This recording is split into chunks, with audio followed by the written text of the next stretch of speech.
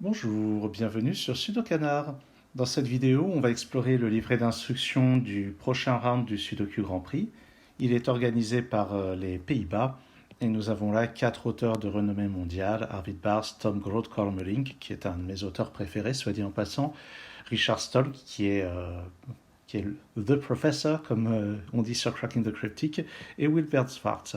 C'est un nom que j'ai déjà vu, mais je ne sais pas si je l'ai déjà vu en Grand Prix. Bon, les autres, c'est vraiment des habitués de la création de grilles pour les compétitions. Voici le programme, 13 grilles. On a 6 grilles classiques pour un total de, ça fait 145, donc tout à fait standard, à peu près un quart des points. Avec aucune grille totalement triviale à 10 points, comme on a de temps en temps, mais aucune grille extrêmement difficile à plus de 40 points.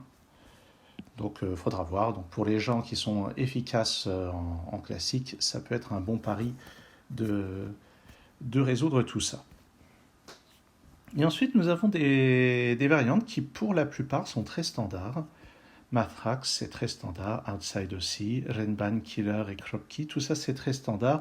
Position Sums, on en a vu récemment au championnat d'Allemagne, mais c'est la première fois que ça apparaît en Grand Prix. Et Sumset, je crois que c'est la première fois que je vois cette variante. Alors, je vais détailler un petit peu. Mathrax, j'ai déjà eu l'occasion d'en parler récemment. On peut en trouver quelques-uns sur la chaîne. Quand on a comme ceci un cercle avec un total et une opération, ça signifie que les deux diagonales donnent ce résultat. On peut voir sur la solution 4 x 6, 24, 8 x 3, 24. Donc ça, c'est très pratique pour démarrer un problème de ce genre. On sait déjà qu'il y aura les chiffres 3, 8, 4 et 6 dans ces 4 cases. Et ensuite, selon le chiffre qu'on met là, puisqu'ici la différence doit valoir 6, ça limite les possibilités. On sait que ça sera forcément 8 ou 3 ici. Le O signifie odd, c'est-à-dire impair, donc les 4 chiffres ici doivent être impairs. Le E c'est even, les 4 chiffres doivent être pairs, comme on peut le voir ici. Il peut y avoir des répétitions, bien sûr, si c'est autorisé par les autres règles du Sudoku. Et puis c'est tout ce qu'il y a à dire. On peut trouver récemment dans un Sudoku Mahabharat, il y a eu un matrax qui était assez difficile, signé Mad Mahogany, et je l'ai résolu sur la chaîne. Outside Sudoku, il y en a eu dans plusieurs grands prix depuis le début de l'année. Le principe, c'est simplement que les chiffres qui sont dans la marge doivent être placés dans les 3 premières cases. Donc évidemment, s'il y a les 3 chiffres, ça veut dire qu'ils sont là. Et puis s'il y en a 2 ou seulement 1, ce 1 est quelque part par là. Et en croisant ici, on peut placer ce 1 là directement. Donc pareil, il y en a eu pour s'entraîner dans les grands prix récents, il y en a eu quelques-uns. Et on peut trouver des résolutions sur Sudokanar. Position Sums, ça c'est donc une création, il me semble, assez récente. Je crois que ça a été inventé par Christoph Zeliger. Et donc c'est une règle un petit peu bizarre, dans laquelle on a des sommes dans la marge. Et la somme en blanc, c'est la somme des 2 premiers chiffres, comme par exemple ce 14 qui vaut 6 plus 8. Et la somme en gris, c'est la somme des chiffres qui sont à ces positions-là. C'est-à-dire qu'on va regarder la 6e position, le 5, on va regarder la 8e position, le 3, et 5 plus 3, ça fait 8. C'est le total qui est en gris. Donc ça, c'est une variante un petit peu spéciale, mais il y en a eu pas mal qui ont été créés dernièrement. Sur l'Inject Deutschland, on en trouve plusieurs signés Christoph Zeliger, justement. Et puis, on en trouve aussi un signé Richard Stolk qui est résolu sur Sudokanar. Peut-être que je ferai une autre vidéo. Et puis, on peut trouver aussi une grille signée Sudokanar et peut-être que je ferai aussi une résolution de ça en vidéo. À voir. Renban Sudoku, je crois qu'on en trouve plusieurs sur la chaîne. Je n'ai pas vérifié. Alors, Renban. Figurez-vous qu'on trouve 10 vidéos de Renban sur Sudokanar. Je vais quand même rappeler la règle. Chaque ligne grise, chaque région grise contient un ensemble de chiffres tous distincts et consécutifs. Donc, par exemple, vous voyez, là, on a les chiffres de 1 à 5. Après, il faut trouver dans quel ordre ils vont. Ici, les chiffres de 4 à 8, et ainsi de suite. Donc, si vous voulez vous renseigner là-dessus, donc vous regardez J'ai pas encore fait une playlist Renban sur la chaîne, mais peut-être qu'un jour il faudrait que j'y songe. Killer Sudoku. Alors, il y a une liste Killer Sudoku sur Sudokanar, et pour cause, je crois qu'il doit y en avoir plusieurs dizaines des vidéos. Il y a 53 vidéos avec Killer dans le titre. Alors, dans le lot, il y a des Little Killer, ou bien il y a des variantes hybrides avec Killer et d'autres. Et la règle, c'est qu'à chaque fois qu'on a une cage comme ceci, les chiffres doivent être tous différents. Bon, évidemment, pour ça et pour ça, c'est déjà forcé par les règles habituelles du Sudoku. Mais pour ça, par exemple, dans un Sudoku standard, il se pourrait que ces deux chiffres ici soient égaux entre eux. Dans un Killer Sudoku, ça n'est pas le cas. Les quatre chiffres dans cette cage doivent être différents. Et enfin, la somme est indiquée dans le coin. Donc là, si vous voulez vous renseigner sur Killer, si vous voulez vous entraîner, il y a pléthore de matos à la fois sur Sudokanar et sur le reste du monde. Simplement, ça peut être pas mal de connaître des sommes de référence, comme par exemple 16 en deux cases, c'est forcément 7 et 9. 17, c'est forcément 8 et 9. Ce qui permet de placer dès le début le 9 ici, le 8 là, et globalement le 7 et le 9 ici. 23 aussi, il y a une unique décomposition. Bref, il y a vraiment matière à démarrer ce problème-là. Somme 7 Sudoku, ça c'est une nouveauté. Et je me disais que j'allais peut-être faire une vidéo séparée pour tâcher de résoudre cette grille, mais en fait je vais profiter, je pense, de cette vidéo pour la résoudre. Donc je vais y revenir dans un instant. D'abord, je présente juste la dernière grille qui sera la plus chère à 95 points, Kropki Sudoku. On trouve trois... Ah non, pardon, on trouve une vidéo pure de Kropki sur Sudokanar, signée Serkan Yurakli. Il faudra peut-être que j'en fasse d'autres. Donc quand on a un point noir, il y a un des deux chiffres qui est le double de l'autre. Quand on a un point blanc, les deux chiffres sont consécutifs. Pour 1 et 2, on peut avoir un point de n'importe quelle couleur. Je regarde si dans la solution. Oui, ici, on a un point blanc entre 1 et 2, mais il y aurait pu y avoir aussi un point noir. Et enfin, surtout, très important, quand il n'y a pas de point entre deux cases, ça veut dire que aucune de ces deux propriétés ne s'applique. Par exemple, ce 8 et ce 1 ne sont pas séparés. Il n'y en a pas un qui soit le double de l'autre, ils ne sont pas consécutifs. Pareil pour ce 8, ce 2, pour ce 2 et ce 9. Donc c'est une variante dans laquelle il faut jongler avec les deux règles. Et un point de départ dans cette grille, c'est cet enchaînement ici de 4 cases reliées par des points. La seule manière d'avoir 4 cases reliées par des points noirs, c'est avec 1, 2, 4 et 8 dans un certain ordre. On est forcément dans cette configuration ou celle-là. Et à ce moment-là, si on est dans la configuration de gauche, ce point blanc nous donne un 3. Et si on est dans la configuration de droite, ça va être 3 ou 5. Et voilà donc une manière de démarrer ce problème-là. Alors ensuite, je ne sais pas trop sur ce problème particulier comment on continue. Certainement qu'ici, il y a des choses à regarder. Donc il faut toujours se poser la question dans les coins qui sont très denses en points, quelles sont les manières de faire ça. En particulier, les points noirs sont très restreints, puisqu'ils peuvent séparer 1, 2, 2, 4, 4, 8, 3, 6. Ce sont les seules séparations possibles. Et ensuite, on peut voir ici, par exemple, qu'il y a 4 chiffres consécutifs, exactement comme dans un Renban, mais un Renban qui serait en même temps un thermomètre, sauf qu'on ne sait pas dans quel sens. Et donc ici, il y a certainement moyen de voir ce qui se passe là. Ces deux Kropki noirs séparés d'un Kropki blanc, c'est-à-dire que les deux chiffres qui sont là sont consécutifs. Et par ailleurs, on peut voir qu'ici, là aussi c'est consécutif, là aussi. Donc ça ne peut pas être 1 et 2. Et deux chiffres consécutifs qui ne peuvent pas être 1 et 2 non plus. Sinon, si je mettais le 1 ici, il y aurait 2 à la fois là et là. Donc les deux chiffres consécutifs, il y aura forcément 3 dans le lot. Donc ici, c'est 2, 3 ou bien 3, 4 dans un sens ou dans l'autre. Et j'imagine qu'en cuisinant un peu, on doit pouvoir voir pourquoi c'est ça. Mais c'est peut-être pas si simple. Si on essaye, par exemple, de mettre 3 et 4 comme ça force le 6 ici. Ici, ça force un 5 qui ne marchera pas avec ça. Ah oui, effectivement, c'est comme ça qu'on va raisonner. Donc 3 et 4, ça n'irait pas. Par contre, 2, 3, 4, ça marcherait avec le 8 ici, qui en plus permettrait de résoudre ce qui se passe là. C'est d'ailleurs ce qu'on trouve dans la solution. Maintenant, pourquoi est-ce qu'on ne peut pas avoir autre chose? Si j'essaye 4, 3, 2, 1 comme ceci, ça semble marcher. Il faudrait à ce moment-là faire 1, 2, 3, 4, 6, 8 ou 2.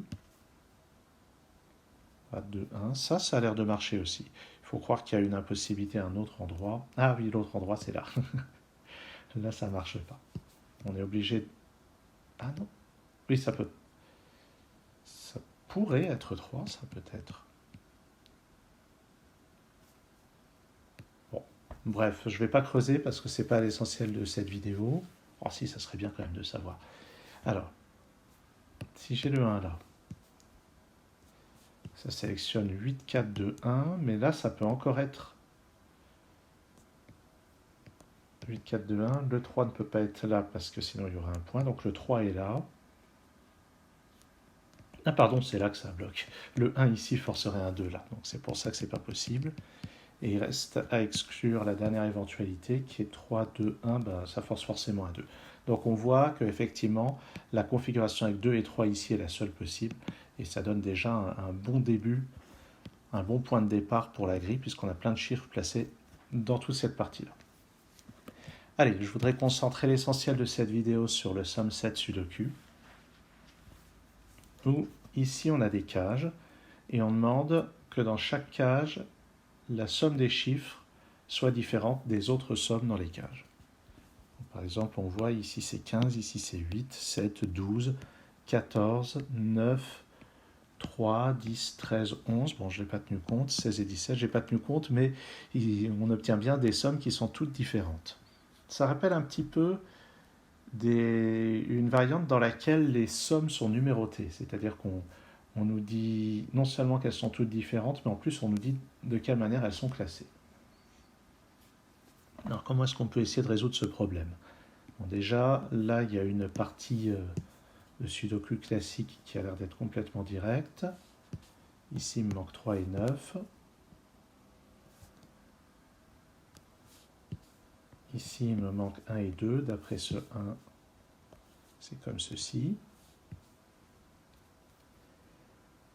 5, 5, je vais donc avoir un 5 ici ou là. Ouais, je pense qu'il faut vraiment commencer par du Sudoku classique. 6, 6, je vais avoir un 6 ici ou là. J'ai un 2 ici ou là, un 7 ici ou là. Et puis, d'après ça, d'après les 1 qui sont là, j'ai un 1 dans une de ces deux cases.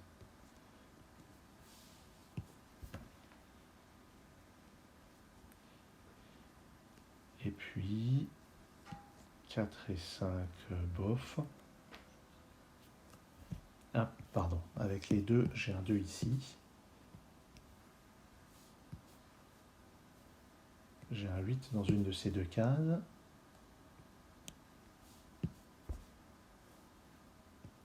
J'ai un 8 ici. J'en ai un par là.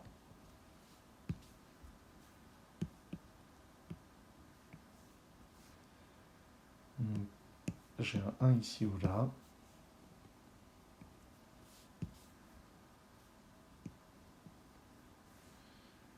Et puis... Qu'est-ce que je peux faire d'autre avec tout ça? J'ai un 7 là-dedans.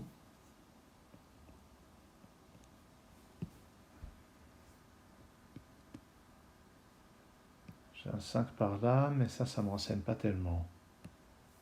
Le 2, j'ai déjà noté. J'ai un 2 ici ou là. Ça me permet de placer un 2 dans cette case.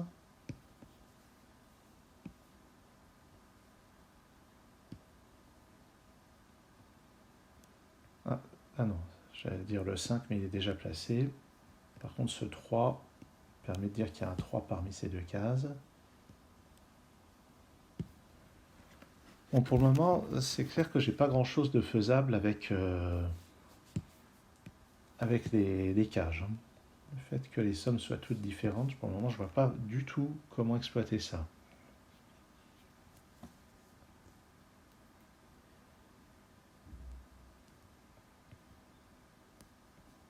Ah oui, le 1 est là-dedans, ça c'est déjà vu.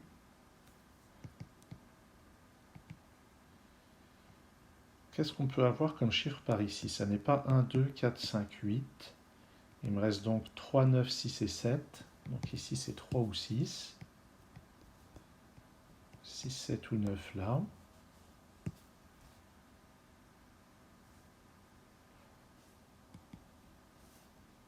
Ici, il me manque 3, 4, 5 et 9. Avec ces 3... Oh, j'avais raté ça, j'ai un 3 ici. Donc il me reste 4, 5 et 9. Et là, on va peut-être pouvoir commencer à discuter. De même, ici, les chiffres qui me manquent sont 4, 5 et 9. Les candidats possibles dans ces cases.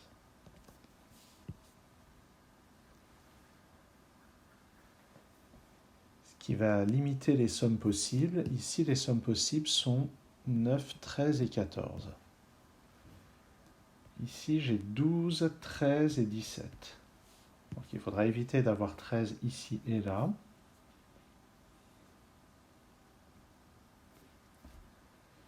Bon, ça n'avance pas tant que ça pour le moment.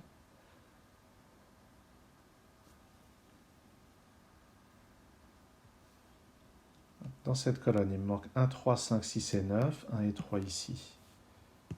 Donc là, j'ai 5, 6 ou 9. Encore une fois, ça n'a pas l'air super exploitable.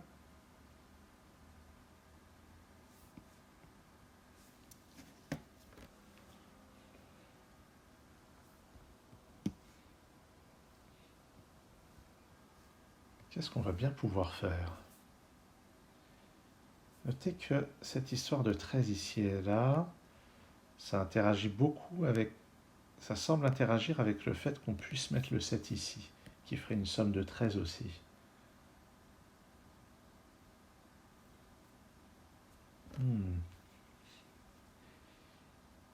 Parce que si je mets un 7 ici, j'interdis d'avoir 4 et 9 là, j'interdis d'avoir 8 et 5 là, ce qui ne m'aide pas tant que ça en réalité.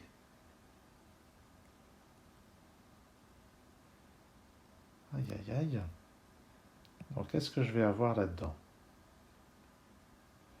Les chiffres manquants sur cette colonne, si on exclut donc 1, 2, 3, 4, 7, il reste 5, 6, 8 et 9 là-dedans. 6, 8, donc ça c'est 5 ou 9. Ah oui. 5, 6 ou 9 ici. 5, 8 ou 9 là. Et là, il commence à se passer des choses. Sauf qu'en fait, il ne s'en passe pas tant que ça, puisque ce chiffre est forcément différent de ces deux-là. Donc c'est sûr qu'on n'aura pas la même somme là et là. Donc non, ça c'est pas si intéressant que ça. Mais ici, les sommes possibles sont les mêmes. Et ça, c'est un argument intéressant. C'est qu'on sait que les sommes ne peuvent pas se répéter, et ici et là, on va avoir deux sommes parmi 9, 13 et 14. Et il y aura peut-être une logique qui utilisera qu'à un autre endroit, on sait qu'on est limité de la même manière. Oh, j'ai raté quelque chose. 1, 2, 3, 4, 5, 6, 7, 8. Ça, c'est un 9. Donc voilà la somme de 13, on l'a quelque part.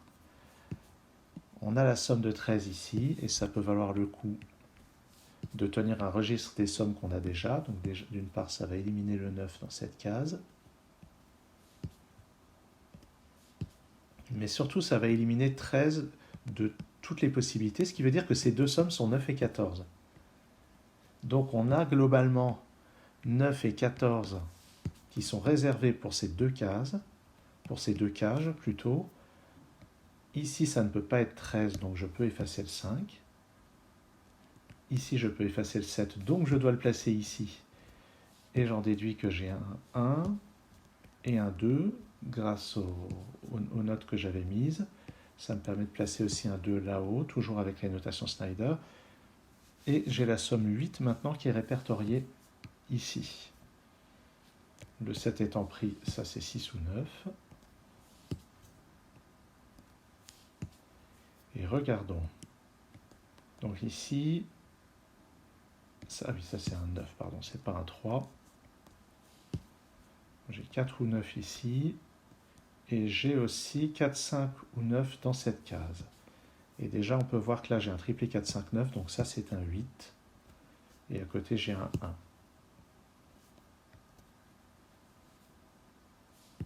Sur cette ligne, il me manque 4, 5 et 9. 5, donc ça, c'est 4 ou 9. Et je sais que là-dedans, j'ai un 5. Bah oui, il va faire 5 plus 4 ou 5 plus 9, on ne sait pas encore lequel. Alors, regardons ici. 10, 11 ou 15. Ok, pour le moment, je n'ai pas d'interdiction. Ici, 12 ou 17. Je vais quand même noter. 10, 11 ou 15. Et ici, 6, 7 ou 11. Bon, ça n'a pas l'air décisif tout ça. Ici, c'est 4, 6 ou 9. Je vais quand même le noter. Qu'est-ce qu'on va pouvoir faire maintenant avec tout ça? Dans cette colonne, il me manque 1, 4 et 5. Et d'après ce 4, c'est 5, je peux placer le 1 là. Ce qui fait que la somme 3 est prise. Et puis, j'en déduis que j'ai un 1 là, par déduction sudoku-esque standard. 4 ou 5 ici.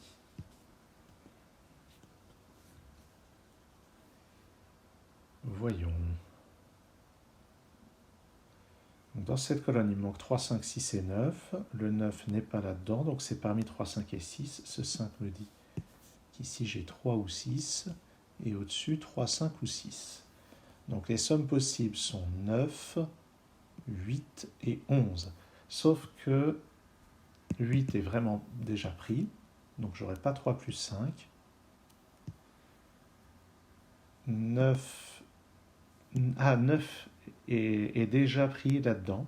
Il y a une de ces deux sommes qui vaut 9.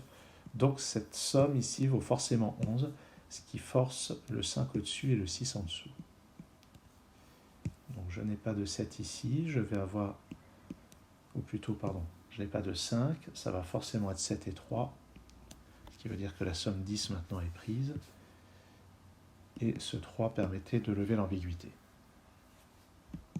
Ça c'est un 9 et au-dessus c'est un 3. Ça me donne en face ce 9, ce 6 et ce 3. Tiens, je vais vérifier que ça correspond à la solution au passage. Ça va pour moi. Parce que j'ai tellement vite fait de faire des erreurs. Donc ici j'ai la somme 10, la somme 11 aussi qui est répertoriée. Et ça tombe bien, ici c'était 10, 11 ou 15, on sait maintenant que c'est 15. Donc j'ai un 9 ici, ça me donne le 4. Donc j'ai le 15 et le 12 qui sont pris. Là, j'ai un 5, donc ça va me donner la somme 7. Oui, somme 7, comme le nom de cette variante. Il reste toujours l'ambiguïté ici, mais on y viendra. Où est-ce qu'on en est? Ici, 4, 5 et 6. Le 6 étant là, je vais pas le transférer dans cette case. 4 ou 5 ici. Sur cette ligne 4, 5 et 7, avec ça,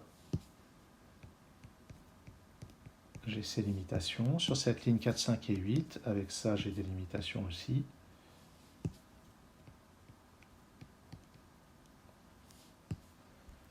Regardons maintenant sur cette ligne. Ah, au fait, ce 3 me donne un 3 ici. Dans cette colonne, il me faut 5, 6, 9, donc ça c'est 6 ou 9. Sur cette ligne 6, 7 et 9, je ne peux pas avoir 6 et 7 là-dedans parce que ça ferait 13. Je ne peux pas avoir 6 et 9 parce que ça ferait 15. Donc c'est 7 et 9. Et ça me donne ce 6. Oups. 6 comme ça.